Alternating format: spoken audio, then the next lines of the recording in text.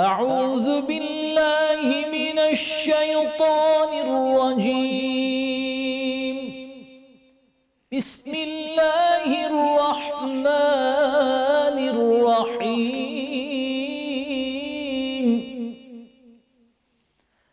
تبارك الذي جعل في السماء بروجا وجعل فيها سراجا وقمرا منيرا وهو الذي جعل الليل والنهار خلفة لمن أراد أن يذكر أو أراد شكورا وعباد الرحمن الذين يمشون على الأرض هونا وإذا خاطبهم الجاهلون قالوا سلاما والذين يبيتون لربهم سجدا وقياما والذين يقولون ربنا اصرف عنا عذاب جهنم إن عذابها كان غراما إنها ساءت مستقرا ومقاما والذين إذا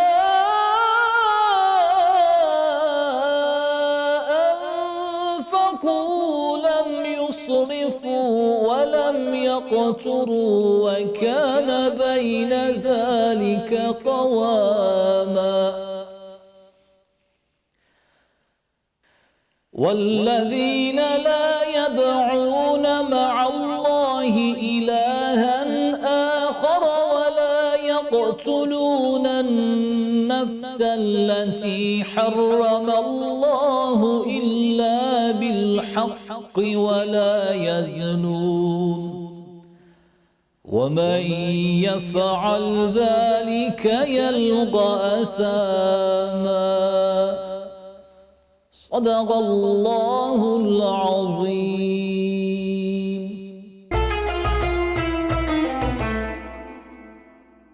Çox dəyərli Minbər TV izləyənlər, uca Allahın salamı, rəhməti, bərəkəti, məğfirəti cümləmizin üzərinə olsun inşallah. Növbəti bir Ramazan günündə, növbəti bir Ramazan söhbətləri verilişində sizlərin qonağıyıq. Bugünkü Ramazan söhbətləri verilişimizin qonağı çox dəyərli ilahiyyatçımız, Kürdəmir Şəhər Mərkəz Cümə Məscidinin imamı, dəyərli ilahiyyatçımız Aqil Əliyevdir. Aqil müəllim, xoş gəlmisiniz, səfa gətirmisiniz. Necəsiz? Xoş gördük, əlhamdülillah. Çox şükürlər, yaxşıyıq. Rəbbimizə həmd olsun ki, bir Ramazanda artıq Ramazana qovuşmuşuq və bu münasibətlə mən bütün dindarlarımızı, Müslüman bacı qardaşlarımızı təbrik edirəm və Ramazanların xeyirli, bərəkətli olsun. Amin, inşallah. Aqil müəllim, Ramazanda hər birimizə lazımdır ki, bu dinimizin əsaslarını həm öyrənək, özümüzdə də bir təkrar edək, həm də ətrafımızdakı insanlara bu bizim dini dəyərlərimizi aşılayaq və Ramazanda ən aktual olan mövzulardan biri də məhz Ramazan-ı Şərifdə qılınan təravih namazlarıdır ki, o haqda sizinlə bugün verilişimizi davam etdirmək istəyərdik. Bir neçə sualımız olacaq. Əvvəla, təravih namazı nədir? Necə qılınır? Ümumilikdə təravih namazının fəziləti haqqında bəhs etməyinizi istəyərdik. Bəli, inşallah. Gücümüz çatdığı qədər çatdırmağa çalışaraq dəyərli izləyənlərimizə. Təravih namazı Ramazan gecələrində işa namazından, yəni yatsı namazından sonra sübh namazına qədər bu arada qılına bilən bir namazdır. Tərviha kökündən törənmişdir. Təravih adlanmışdır. Yəni rahatlamaq, dincəlmək mənasına gəlir ki, insanlar ta əskidən əvvəllər Ramazan gecələrində bu namazın 4 rükətini qılıb rahatlayarlardı, dincələrlərdi. Biraz ondan təzədən digər namaza başlayarlardı. Ona görə bu adı almışdır, rahatlamaq, dincəlmək mənasındadır. Təbii ki, onlar uzun-uzadı qılarlardı. Onlar ayaq üstə qiyamda çox durarlardı, rükusunu, səcdəsini çox eləyərlərdi. Ona görə bir yorğunluq olurdu və onu dincələ-dincələ bu namazı qılarlardı. Və bu namaz həqiqətən də Ramazan gecələrində müsəlmanların birliyini, bərabərliyini, cəmaət halında gəlib məscid toplaşmasını və birlik bərabərliyini göstərən bir namazdır, bir ibadətdir. Və təravih namazı o zamanlar həm kişilər, böyüklər, kişilər gəlirlərdi, həm gənclər, uşaqlar gəlirlərdi, həm qadınlar, qızlar gəlirlərdi. Onlar da öz yerlərini tuturlardı təravih namazında. Təravih namazının fəziləti böyükdür. Əziz Peyğəmbərimiz Aleyhisselatü Vesselam'dan müjdə dolu bir xəbər var, hədis-i şərif var. Buyurur ki, kim inanaraq və savabını Uca Allahdan gözləyərək Ramazan gecələrində qiyama qalxarsa, mən qamə Ramadanı belə başlayan bir hədisdir. Qiyama qalxarsa, yəni ki, namaza durarsa, ibadətə keçirərsə, onun keçmiş günahları əfv olunar və bağışlanır. Və bu müjdəyə əsasən də, bu müjdəyə nail olmaq üçün insanlar bu Ramazan gecələrində təravih namazı üçün məscidlərə toplaşırlar, bərabər namazlarını qılarlar.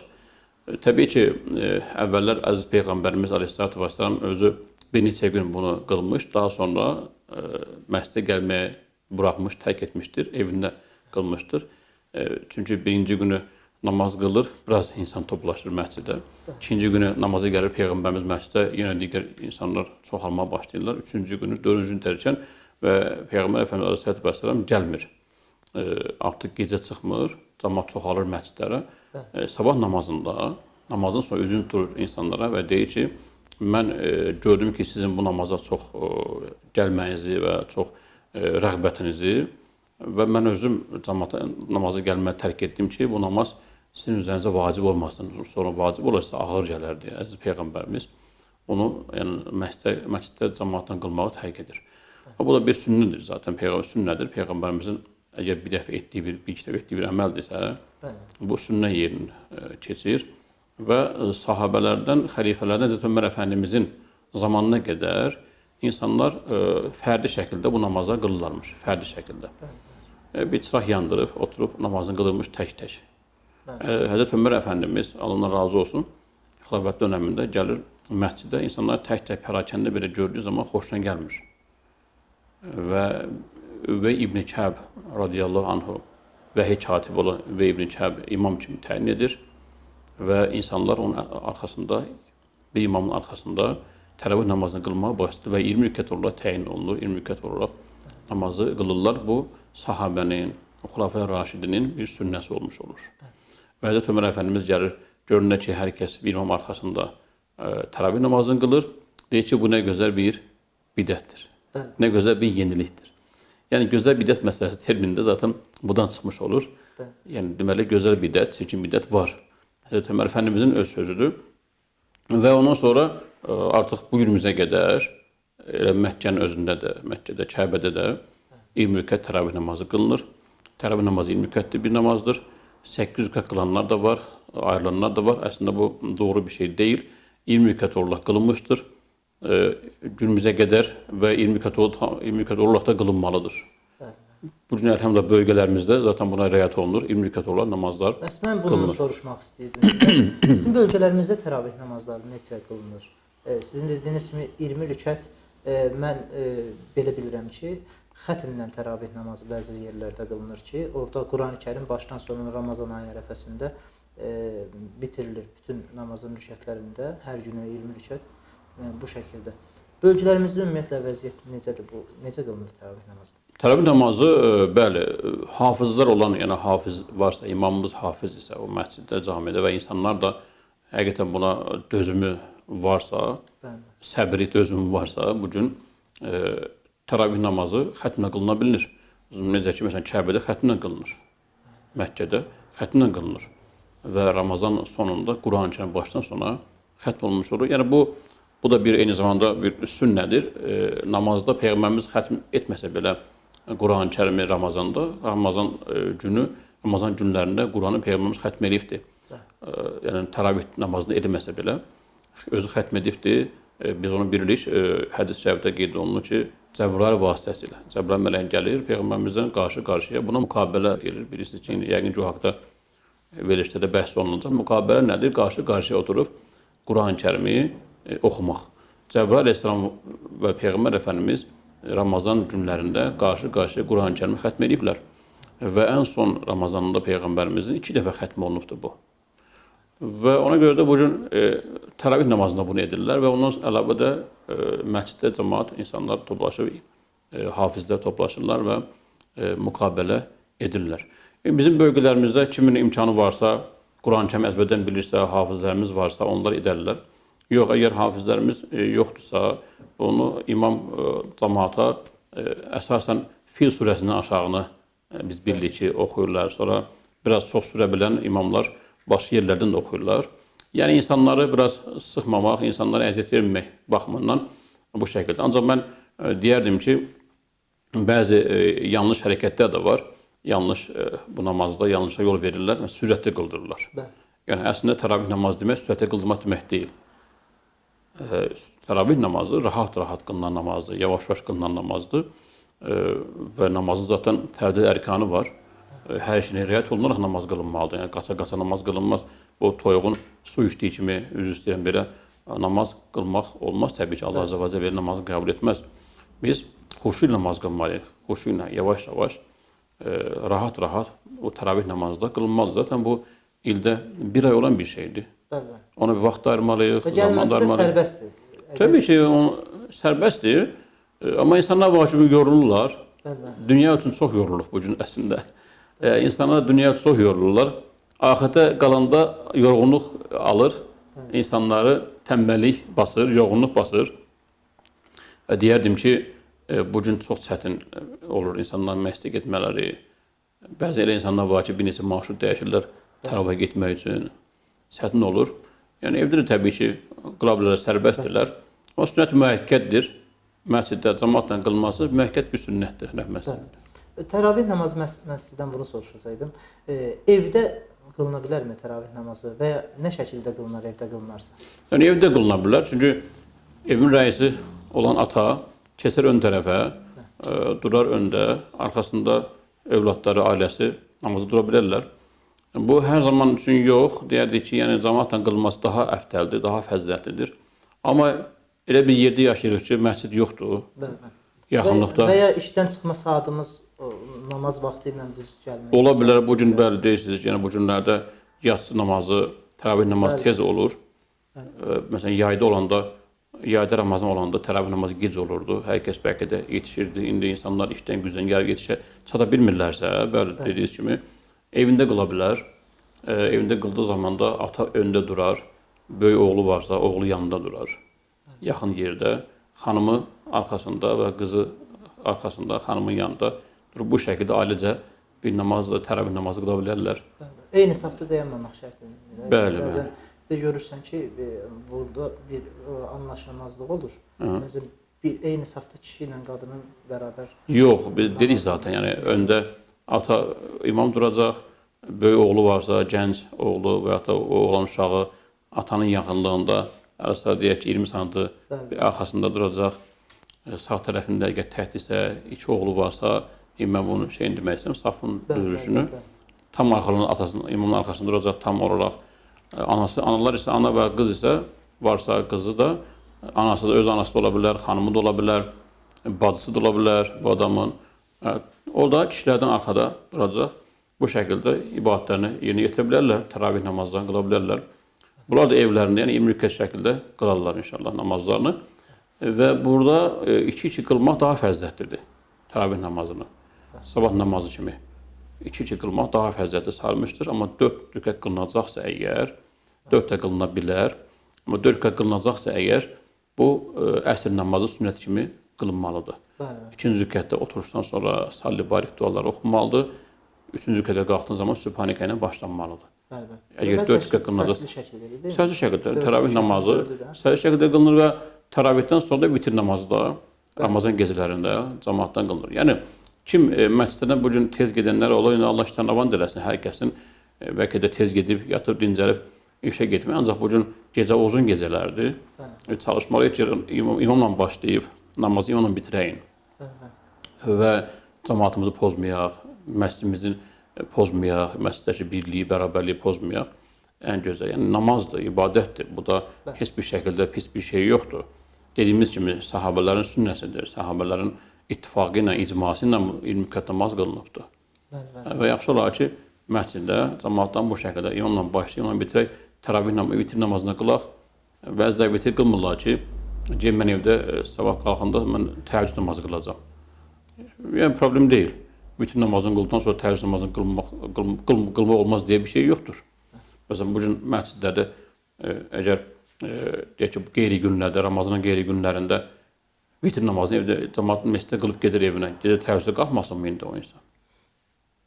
Yəni doğru düşündü. Yəni bəlkə başqa hansısa bir alimin, hansısa bir elm adamının görüşü ola bilər, məhzəbin görüşü ola bilər.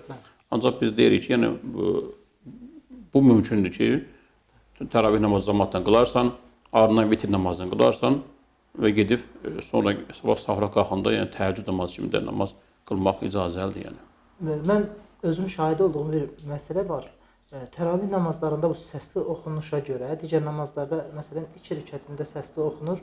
İnsanlar təzə namaza başlayan insanlar daha çox bu surələri eşidərək daha tez əzbərləyə bilirlər. Həm də namazın o rükunları var ki, onları yerinə yetirməyi beyinlərində daha yaxşı saxlaya bilirlər. Bu baxımdan təravih namazının bərəkətini mən çox şahid olmuşam. Və bir məsələyə də toxunmaq istəyərdim mən. Siz çox doğru vurğuladınız ki, 20 rükət qılınarsa daha yaxşıdır. Çünki bəzən görürsən məsciddə 8 rükəti qılıb ayrılan qardaşlar biraz səs-küylə, sanki hamı bütün iş qutardı, bunlar çıxsa da artıq məsciddə fəaliyyət yekunlaşdı babında bir hərəkətlə, biraz danışaraqdan məscidi tərk edirlər. İndi qınamaq olmaz, biri tələsir, birinin siz demiş işi var. Ancaq orada yenə də ibadət edənlər də nəzərə almalıdır, mən belə fikirləşirəm. Təbii ki, məscid dediyimiz yer hüzurlu bir yeridir. Yəni hüzur, fərah, rahatlıq, rahatlamaq və insanların haqq və hüquqlarına daha çox diqqət olunan yer mənasında. Təbii ki, Allahın hüzurunda oluruq orada biz. Daha çox diqqət eləməliyik. Orada heç yazmaya ehtiyac yoxdur ki, bu da sakit durun. Mən deyərəm, bu artıq yerlərdə çox təəssüf ki, yazıb asmamıza baxmayaraq, yəni çox bəzi məscidlərdə gürültü olur. Bu qiyamət əlamətlərindəndir. Əziz Peyğəmbərimiz demişdi ki, axır zamanda məscidlərdə çox gürültü olacaq, çox səs-küy olacaq. Bu gün görsən, oraya yazıb vurmanı baxmayaraq ki, telefonu söndürün, telefonu belə söndürmürlər bəzən. Olur belə şeylər. İnsandır da, insan övladıdır. Məsciddə də bəzən səs-küy ola bilir. Təbii ki, hamı bir başlayıb və hamı bir bitirsə, bir imamın arxasında hamı bir bitirsə, böyle səs-küy də olmaz. Və gedənlər də gedirsə, Allah köməkli olsun, Allah iştiramand eləsin, kimsəni tut saxlayamazsan gedənləri. Amma çalışmalıdır ki, səssiz, küysüz şəkildə, bəzən görsən namazı bitirirlər, durub qucaqlaşırlar, şapur-şupur, bir-birinin belinə vururlar, kürəyinə vururlar, qucaqlaşırlar. Gedirlər və ya da get çöldə görüş da, yəni çöldə qucaqlaş, çöldə görüş, əlindən yoxdur ki, məscidin içində səs-küy salmaq olur. Bəzən biz, məsələn, bizdə də məsələn, məsciddə bəzən olur, biz nə edirik? Yəni biz bu zaman həmən namaza başlamırıq. Yəni 10 rükət bitəndən sonra bəzən gedirlər, 8-i bitirirlər, bəziləri bitirdən 2 rükət qılırlar, birini saxlayırlar bir rükəti evdə qılmağa. Gedəndə biz gözləyirik bəzən, onlar tam çıxsınlar, məsciddə səs-küy azalsın, sonra namaza başlayırıq. Bəzən də o arada biz fasilə veririk. Yəni 10 rükətdən sonra fasilə verirsən zaten, çay içirsən, su içirsən, imam çox oxuduğuna görə boğazı qoşunursa, su içmək lazım olur. Orada fasilə veririk, bütün səsləri kəsəndən sonra, hələ məsələn o arada bir nəsiyyət olmalıdır. Yəni biz o şəkildə edirik. Hər 10 rükətdən sonra dayanırıq. 10 rükətdən sonra dayandan sonra nəsiyyət edirik. Dinin bəzi vacibələrindən danışırıq. Oraya gələn insanlar. Yeni gələnlər olur dediyiniz kimi. Ramazanın feyzindən, bərəkətindən yeni qoşulanlar olur. Camiyə, məscidə gələnlər olur. Və biz də fürsətdən istifadə edib orada onlar üçün dini nəsiyyətdə veririk. Allah razı olsun. Amin cümləmiz. Mən belə fikirləşirəm, hər birimiz üçün olduqca faydalı, maraqlı bir veriliş oldu. Allah sizdən razı olsun. Uzun bir Amin. yol gəldiniz. Amin Hər cümləmiz. birimizin həqiqətən çox lazımımız olan mövzulara toxundunuz. Allah sizləri qorusun. Allah Taala elminizə bərəkət versin. Amin cümləmiz. Növbəti verilişlərimizdə hər zaman sizi Minbər TV ekranlarında görməkdən olduqca biz də şadıq. Bizi izləyənlər də hər zaman öz məmnuniyyətlərini bildirirlər. Allah Taala sizləri qorusun. Çox sağ olun. Amin cümləmiz qorusun. Minnətdarıq bizə dəvət etdiyinizə görə. Allah sizdən razı olsun. Çox sağ olun. Allah razı olsun hocam. Beləliklə dəyərli izləyənlər, bugünkü Ramazan söhbətlərimizin axırına gəldik. Növbəti Ramazan söhbətləri verilişində görüşmək ümidi ilə Allaha əmanət olasınız.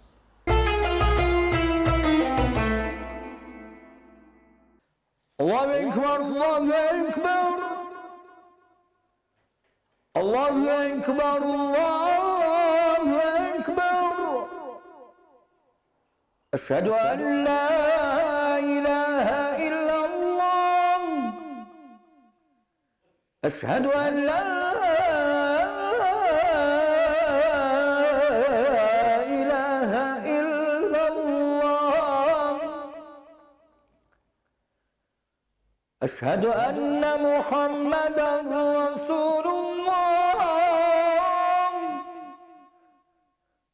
Eşhedü enne Muhammeden Resulullah.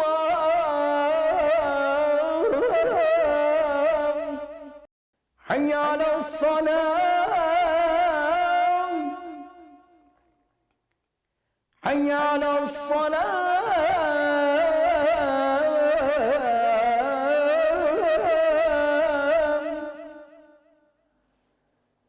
حي على الفلاح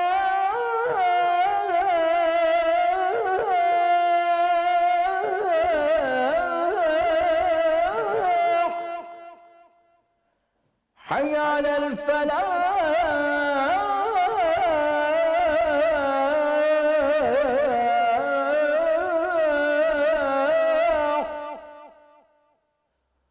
الله أكبر الله